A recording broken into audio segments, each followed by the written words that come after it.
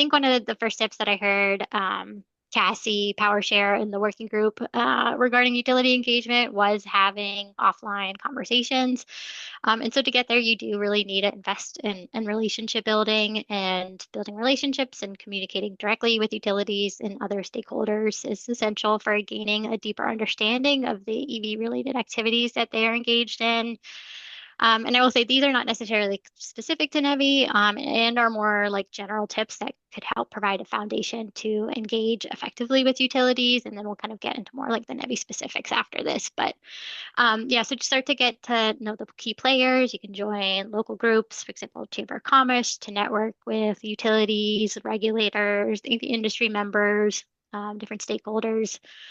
And then when you do have a new contact, try to know the person's title or position. That way, as people move jobs, you'll know who to engage within the organization. And then you can also ensure that key players are signed up for the state's NEVI mailing list. And then moving on to the learning how to engage with utilities, understand that kind of key utility terms. We have a glossary at the end of this deck that will help you with that.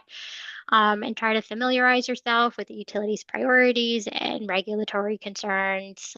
Recognize that utility challenges vary significantly by utility type, location, and regulatory requirements. Consider like rural versus urban differences, the various familiarity with transportation and electrification, political regulatory differences in the area. And then when engaging with them, try to use the phrase like, what will it take to insert blank, for a more like open solution focused dialogue. And then identify ways to integrate utility engagement into overall EV work. So initiate contact with utilities early in EV planning and establish ongoing communications channels such as monthly calls. You can also join or monitor PUC or PSC working groups to stay engaged on key topics. Then determine whether there are existing utility EV programs or filings in your area. So you can research EV filings via Atlas Public Policy. Atlas tracks IOU filings on their EV Hub's utility filings dashboard. And if you don't already know, like licenses to the EV Hub are free for public agencies. And then a gold star if you can review past regulatory decisions and familiarize yourself with utilities' roles and their constraints. So sort of just like underpinning all these tips is trying to seek to understand the utility perspective and their priorities. To the utility, 4 EV charging stations might equal the same amount of power that you need for 100 houses. So seeking to understand where they're coming from can really change that dynamic of the conversation. And then having those conversations early on is important to understand the implications and then sort of like chart the next steps. All right, so next slide.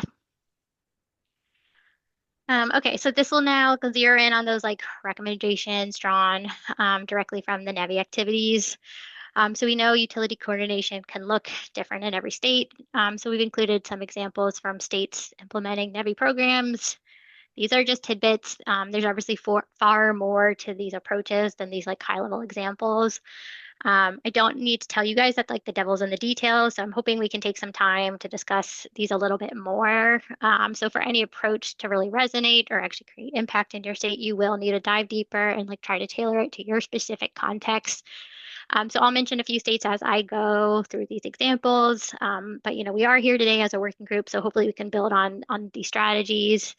And just to plant the seed for discussion as I'm going through, start thinking about if there's anything your state has done that you could share to add to this list, or expand an idea. So just starting with that first one there, establishing joint groups or steering committees to unite utilities, state officials, regulatory commissions, EV networks, private partners. This was done by New Jersey's Partnership to Plug In and Wisconsin's Electrification Steering Committee.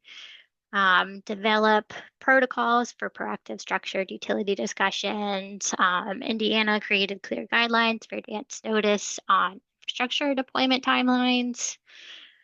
Moving to facilitate early utility engagement, try to encourage applicants or site hosts to collaborate with utilities during the site feasibility stage.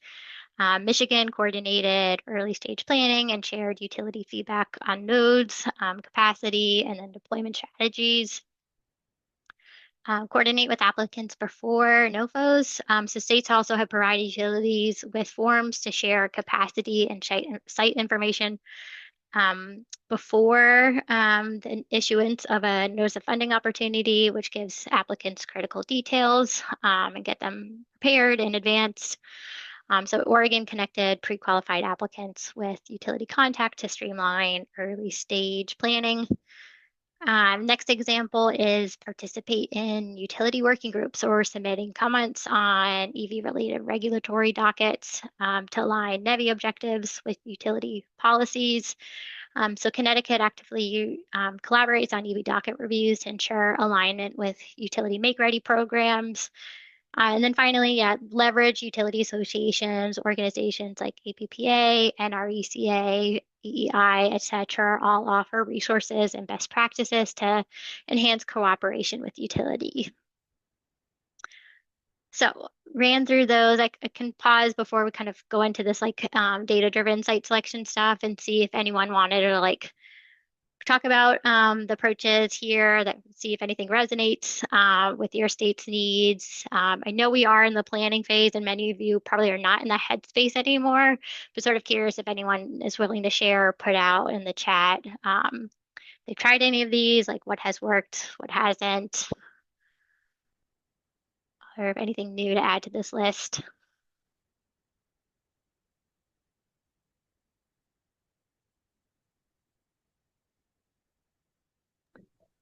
Amy, when you say applicant form available before the NOFO, is that like fee solicitation, or is it more of like a guide that is released before the funding opportunity announcement? That's a good question. I think this one was specific to collecting information from the utilities. Okay. So I gotta go back. The one I do know there was Oregon, but I'll have to like look into the specifics of that. But yeah, I'll track that down Okay, and that's send you that. specific to utilities. Okay, makes sense. Yeah. Thank you. Looks like Jason's on. I know you all from Arkansas. Oh, there he goes in the chat. Oh yeah. Okay. So Arkansas formed a utility working group for feedback on the utility engagement forum, made them aware of the program, worked pretty well. But some utilities were still hesitant to give details to some applicants without a full study. Yeah, that's fair. Okay. I think that's good feedback or like good insight too, that it's not always going to be like a foolproof method, and to try to like understand where those sensitivities for sharing information would be. Yeah, and I think I could actually have some of the Arkansas example later. I think we actually attribute it to the DOT, but it might be you guys. So sorry about that, Jason. We'll try to correct that before we get the slides out. Okay, so we have oh, okay, excellent. Thank you. Um, So we do have a few more like NEVI experiences to share, so we can keep going as you guys think about stuff. So I think everybody who's tried to build or is working with somebody who tries to build knows it takes a really long time to understand if there's actually capacity at a site. So these are some strategies for data-driven site selection.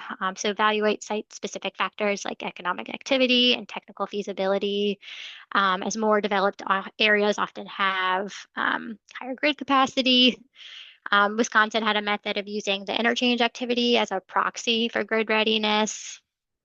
Another strategy is implementing a red, yellow, or green light evaluation system for interconnections to streamline utility approval processes and reduce delays. So New Jersey was one state that had this approach. Similarly, you could use capacity maps provided by utilities as a starting point.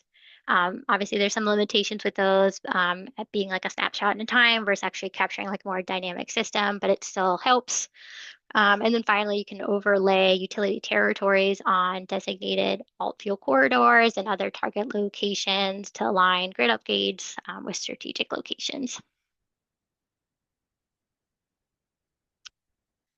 So taking that kind of mapping one step further, pre-qualified sites reduce some uncertainty. So pre-screened EV charging stations Sites were provided in several state plans where the state NEVI POC gathered and provided utility side details on the availability of three-phase power, electrical capacity in the service territories, and then specifically long alt fuel corridors, and then interconnection timelines to all bidders.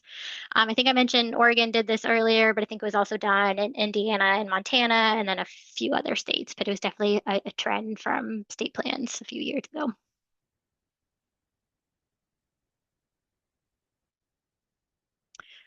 Okay, so another tip from NEVI plans and approaches is to expand planning beyond current transportation and electrification infrastructure and include emerging needs like medium and heavy duty charging, residential charging, long-term grid management. So try to select locations and prioritize accessibility while accounting for future growth and utilization. So this one I will say is a little bit vague in terms of actual like practical guidance. It is more of a concept than an actual like actionable recommendation. So we'll also sort of like open it up, start thinking about, if anyone feels like their state does a good job of balancing immediate needs with those like future system demands.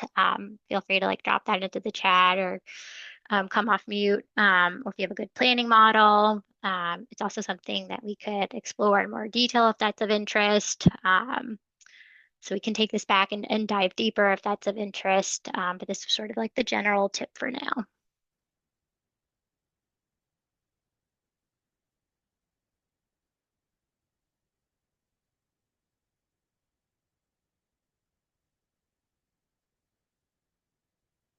Okay.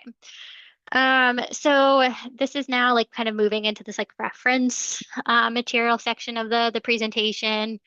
So for those looking to go kind of back to the basics or feel like you were like sort of thrust into NEVI work and didn't really have a chance to get a firm grasp on utility fundamentals, we did put together a series of slides that do provide this like utility basics.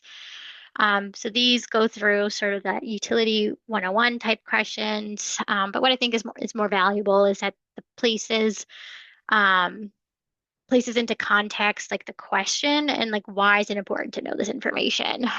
So again, these will be shared with you. So I'll just sort of like touch on what the questions are for now, and you can spend a little bit more time reviewing them if these details help you. So this one goes into what type of utility is your utility. The next one goes through who regulates your utility. And we'll keep going. So yeah, how does your utility earn revenue? How is your utility structured? What are some key challenges that your utility may be facing? And I actually will pause on this one. So understanding the key challenges for a specific utility is likely not something that can be accomplished just through research, but really does require that engagement and communication. So consider filling these boxes out in a little bit more detail based on your understanding and your discussion with utilities as you go. But this is sort of just some initial thoughts that could be helpful to keep in mind. And then is your utility vertically integrated? And does your state allow retail competition? And then the kind of final question here in the set is how do electric utilities implement EV programs?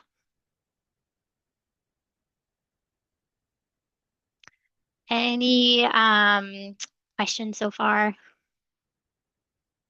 Anything on the like kind of planning phase? Is anything that was like you were expecting to be included that wasn't? Or you'd like to have a little bit more deeper dive or more information into? Could you, Amy, or Jesse, could we go back to the last slide for a second? So was this created just as kind of like generally how utilities implement EV programs in terms of all the different types, or would this be more focused to like the IOUs or? Yeah, it is more on the IOU side of things, but it was like some information that was created on the Alternative Fuels Data Center, kind of nested within their laws and incentives database. Sort of just like walks through that utility program development and has some examples, pulled from like the regulatory side, and then like once they do become like real programs or like move out of like the regulatory phase, become like a full program, they kind of get moved to the like kind of state page that utility associated is with. Okay, that makes sense. Do you happen to know like an average amount of time this whole process takes? Yeah, that's a great question. That was something that we were talking about as we were going through. I don't know. I mean, I'd be curious to see if anyone knows from their state as well, but that is a great question, and I can put it down to see if we have any like sort of like um, sense of that. That was definitely something that we were thinking about when we were going through these slides, and I don't think we had that timeline, but we can take that one back and see if we can keep looking. Yeah, sounds good. Thank you. Okay, let me just make a note of that. Okay. Um, yeah, so in this like curricular word section, we'll cover some of the, general questions first and then move more into the NEVI experience slide. So, interject as I go with questions or thoughts to share. Hopefully, these are still useful. I mean, I think having more conversations will reveal a more nuanced take, but again, hopefully it's just a good starting point for you all. Okay, so starting with some of those like general EV station implementation tips. This is relevant, but not specific to NEVI efforts. I did outline some like key questions to ask your utility, things to keep in mind in those like initial conversations with the utility. I won't necessarily go through these, so I'll just sort of like skip through, but this is just kind of like categories to think about, and then questions that fall into those categories. And then on the next slide, we go into some like compiled information that you should also have ready to share with the utilities. I'll call out specifically that like NEVI considerations point. I mean, you guys are so intimately familiar with NEVI program, and the utility might not know those as well. So I think, it's helpful just to call them out directly, even if it feels obvious to you all. I think that's a good takeaway from this one here. And then here you can review what are some of the best practices for utility coordination during the site design phase. And then if you skip to the next slide, um, not a surprise, but timelines for installation may be extended by equipment supply chain challenges. Could be typically 12 to 24 months. I don't know what timelines you guys are all seeing for energizing charging stations. I mean, I am surprised with how many stations I see come up already. Things seem to be moving along pretty well. But I don't know. I'm not sure if you guys have like other like kind of thoughts on how long it takes or sort of like where did the team to get held up. We could try to talk through those stuff a little bit. Um, but if that's not kind of something you guys are struggling with, we can kind of keep moving. Okay, so the now we're kind of moving into the like strategies drawn from like state plan reviews or other kind of more NEVI focused resources. And these highlight effective utility-driven approaches. So support utilities in collaborating with public agencies. Montana had released an RFI designed to understand utility needs and foster alignment.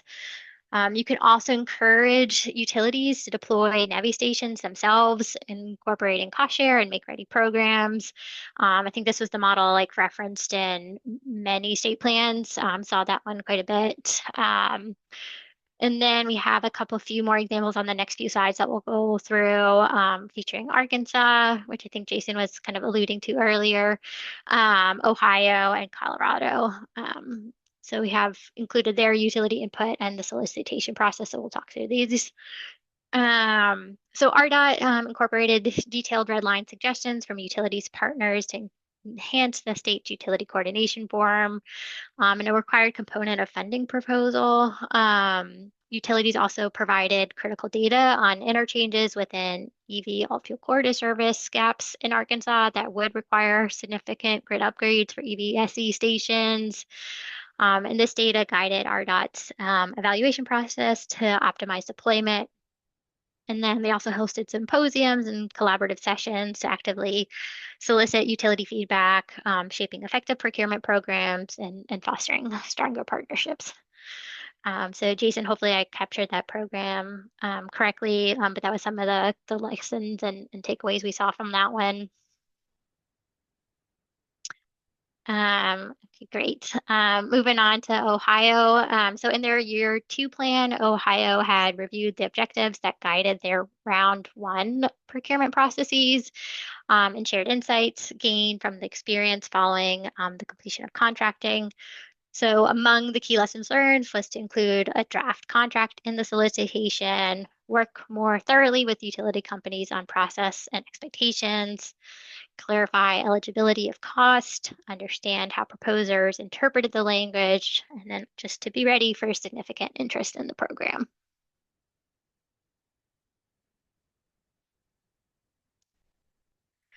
So this one is from a case study actually from the EV States Clearinghouse. I think NASEO kind of developed this one, maybe with a few others. It does highlight key points on what Colorado Energy Office required and did not require in applications. So recognizing that the most salient factor considered in assessments was around electrical capacity.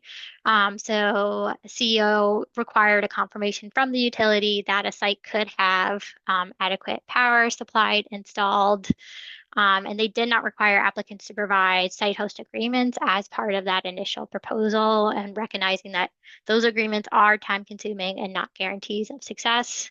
However, the Energy Office did require that the applicant provide documented proof that the applicant had access to the property for a proposed site to allow them to install charging infrastructure.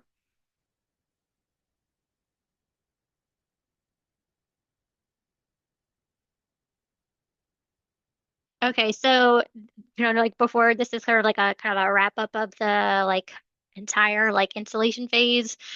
So before we kind of transition to the post installation, just taking a few minutes to like review a few key tips of each phase of the energization process. And so these are insights gathered from on the ground experience and focus specifically on collaborating with the utility for EV charger deployment, meaning it's not going to be a comprehensive guide to this process, just a couple takeaways to keep in mind for each one of these steps in the process. So we can go to the next slide. So step one is determine what equipment you are looking for to install and what type of property you are considering placing it. Survey a number of possible locations and then rank them on factors that are important to you. Moving to the next slide. So once you have a hierarchy of possible sites, that's when it's time to reach out to your local utility. So try to refer back to those earlier slides on what to discuss with the utility, what you should be prepared to share, and what to ask them. Also work with them to figure out what resources they can provide to help you with completing the load letter process. And again, keep that framing in mind of what will it take to, accomplish XYZ when having those discussions with the utilities. Okay, so the true utility participation doesn't happen until you file a load letter, which is a request for service that does trigger a formal interaction with the utility. And so this slide kind of goes through the information you typically need to provide to file that load letter. So you can go through those details. And then on the next slide, the utility will then respond with questions or clarifications, and you may actually they may choose to like either respond strictly to your request as design and not tell you that if you modified your design and move the equipment to a different part of the site, the project could be like way more cost effective. And I think from experiences, the utility generally will be less reactive to your design and more of a partner in making suggestions on how to develop the project a little bit faster, more cost effective manner. maybe you all have had different experience, so be curious to see, what approach you've typically seen from the utilities on these types of projects, whether they're working with you to modify based off of what they see as feasible or responding just sort of like directly to the request, and then you have to like negotiate or kind of navigate that process with them.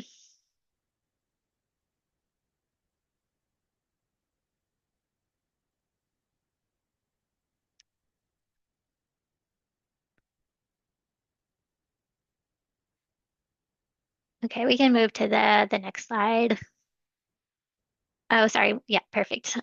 So be aware that modifications to your project and or design may result in required resubmission of the load letter, and you could have to start the process over again, which would take a lot of time, but just something to be cautious of. Moving on to the permitting phase. So stay engaged with the utility throughout this process and then prepare for potentially needing additional permits. Even in vacant lots with no physical structure, a building department may still be required. So keep the utility involved in the construction phase as they will ultimately approve the final project and the interconnection itself. So try to conduct weekly meetings with the utility on or off-site during this phase, and that can help address some issues that come up on a more regular basis. And then finally, after energization is complete, be sure to invite the utility to the press event and acknowledge their contributions in installing the charging station.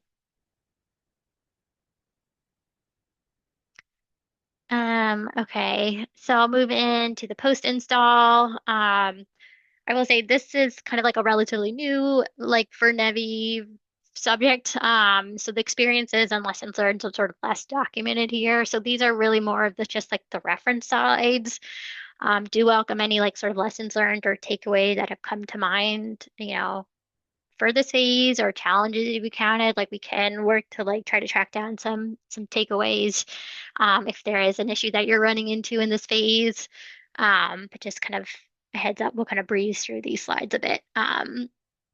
But we can have a little bit more conversation about this one if this doesn't kind of meet the need of what you're looking for. But so just to plug this webinar that was held earlier, that goes through rural specific challenges and opportunities. You can watch for more details, but we did pull out some of the takeaways here. And try to like match the challenge with the opportunity. So that could be relevant for you guys if you're in this area, or things to keep in mind for like rural specific sites. And then you can go to the next slide. So there's also a great fact sheet available on how battery energy storage systems can support EV charging. So that one's kind of like the link to it's here, and then a couple like images from the fact sheet are included. So that's a great one to check out. And then if you go to the next slide, we kind of like really enter now like the true like reference material section.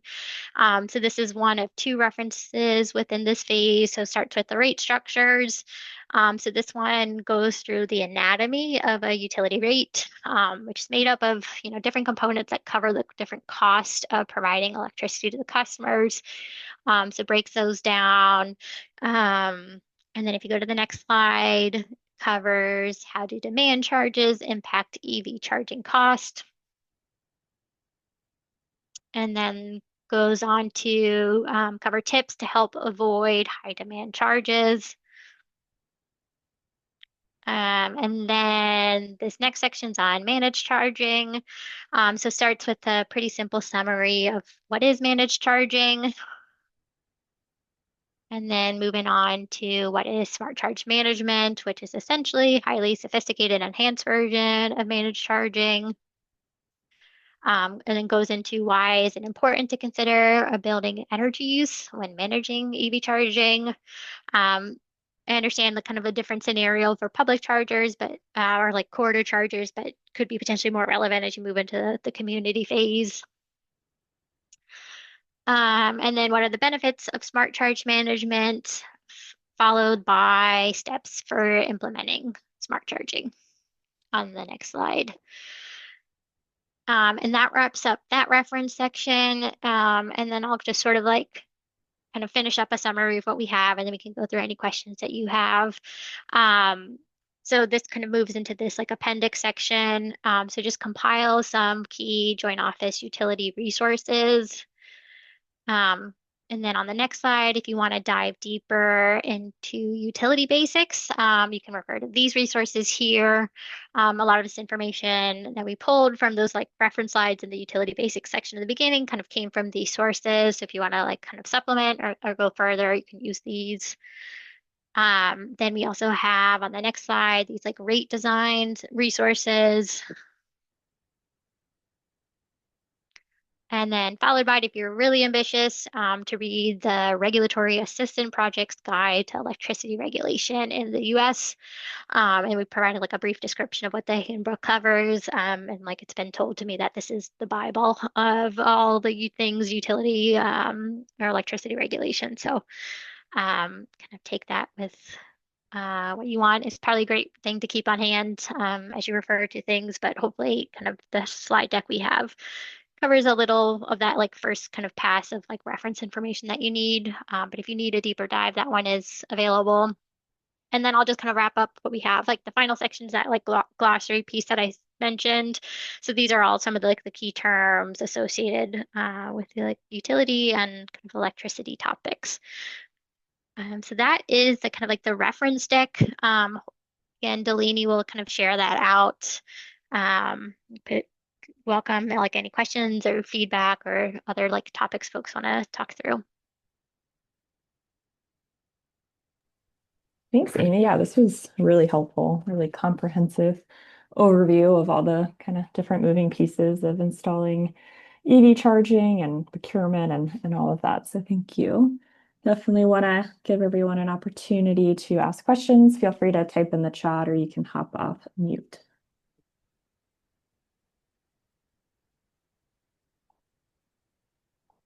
I Yeah. guess, Uh, oh, Follow up with some of the like I know we talked about like getting more information on that Oregon example and the timeline for the utility programs, but um, yeah, if you have other thoughts you want us to dive deeper on, let me know.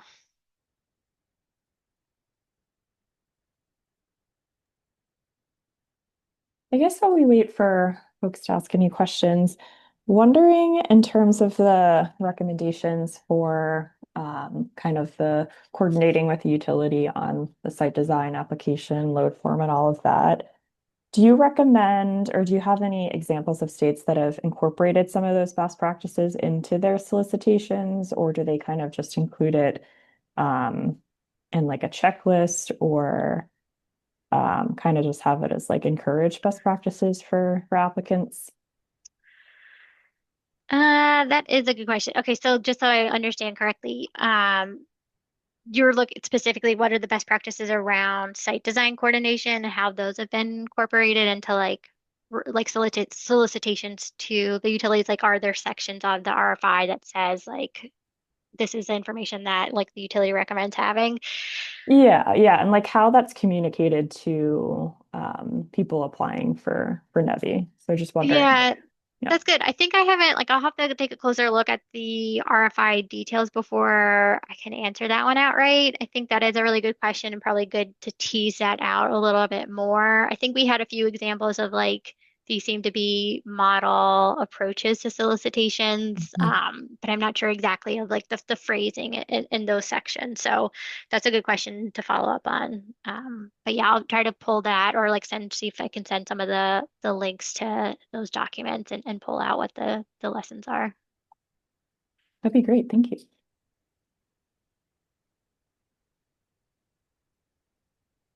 Yeah, it's that kind of like model RFP stuff. I know that's like a feature of the clearinghouse. So I wonder if there's any in there that would be good to pull from. Um, but yeah, I'm sure we have a few others that we could refer to and then um, yeah, follow up on that one. That's a great question. Great.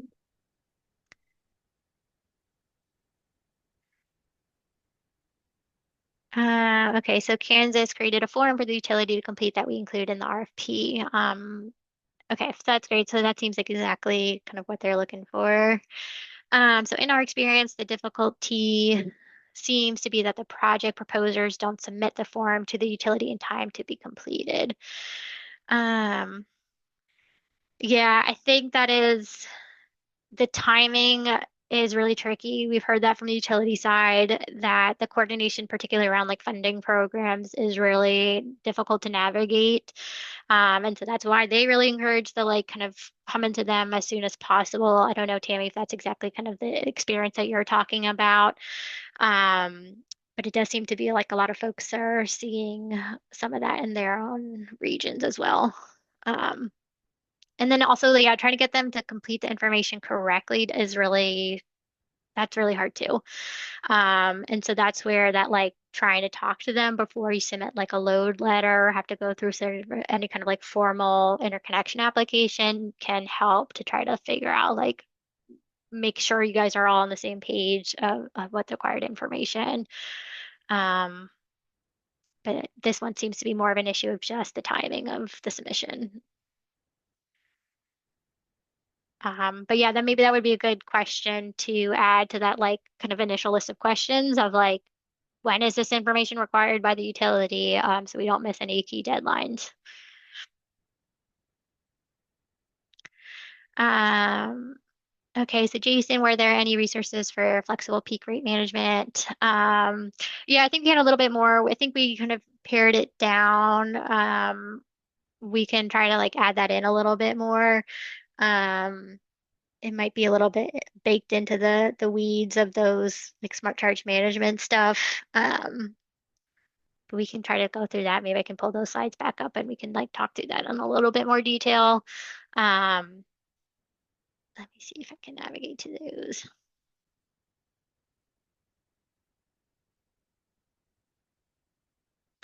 Or maybe like kind of, I don't know if you could like put in the chat, like just sort of like, um, yeah, what kind of like guidance around those topics of like peak demand or management, just sort of like looking to understand how it's done. Um, yeah, that might be like help kind of where we take the conversation next.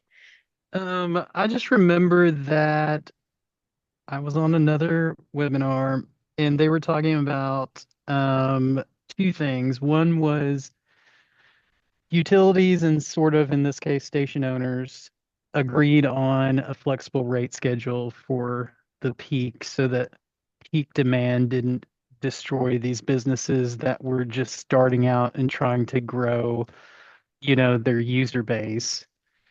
And that there were some, I'm going to say, private sector technologies that aren't necessarily the uh, charging companies or networks that provided this kind of management to make sure that whatever the agreement, whatever the structure of that rate was, that the site was performing to it. And it kind of talked back and forth to the utility. And I can't find that information in my notes anymore. And I think Mm, it's something that might be of interest to some of our smaller utilities in the future if it's something that can be implemented because right now Arkansas is okay because we're on the main interstates and most of that is covered by larger utilities. But once we start to push off of the interstates into the more rural areas of Arkansas, these smaller co-ops and munis are the ones that are going to have to deal with these very large um, kind of like users they haven't had in the past. And then we're coupling that with getting data centers in some of these areas too. And so they're going to be competing for those resources too.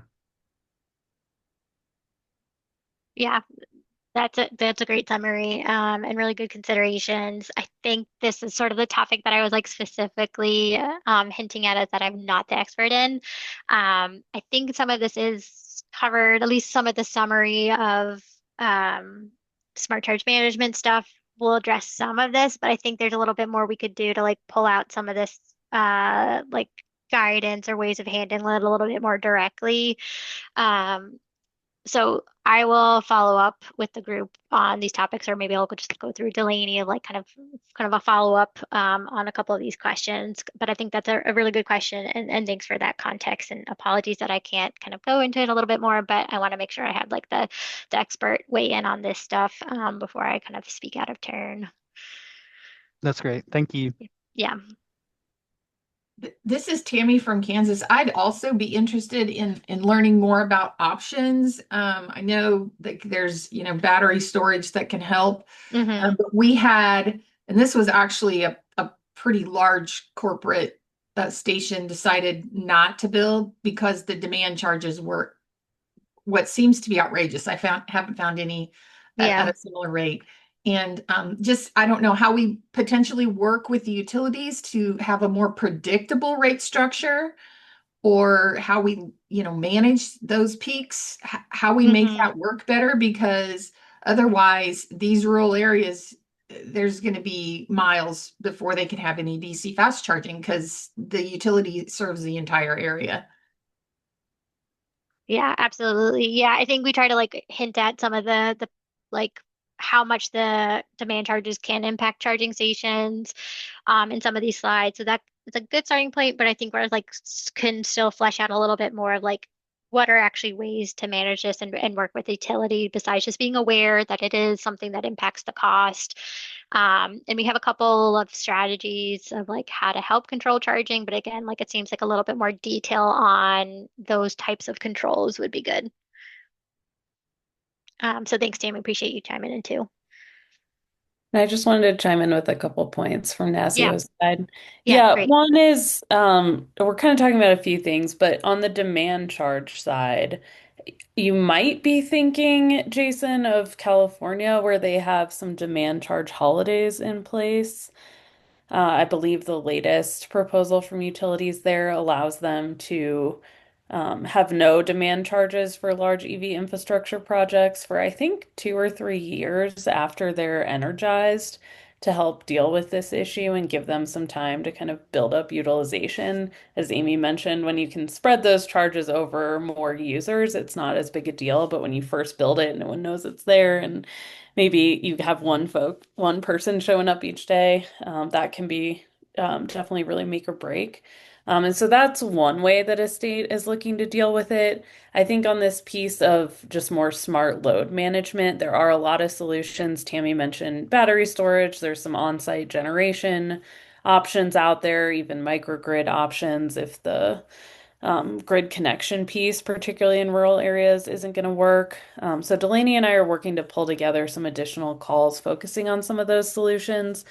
NASEO is also developing a report on solutions for EV charging in grid constrained areas, we're calling it, really focused on rural communities as part of the Charge West initiative. And we're hoping to see that published here in the next month or two. So we'll be sure to flag that for this group as it comes out as well. That's it from me. Yeah, that's awesome. Thank you.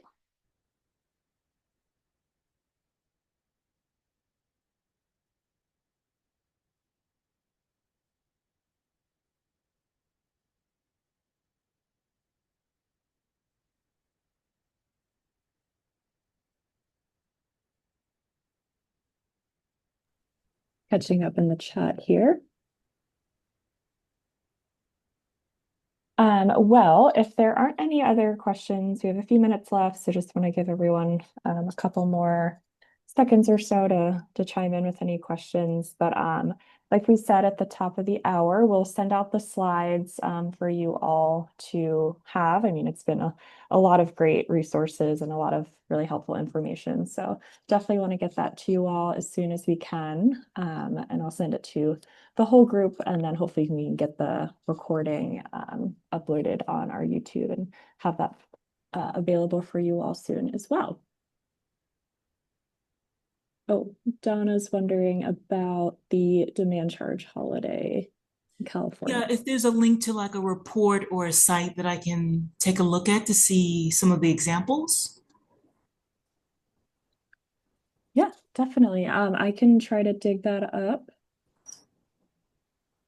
And yeah, we can send that if we're able to find anything, we can send it in the email along with the slides. Helpful.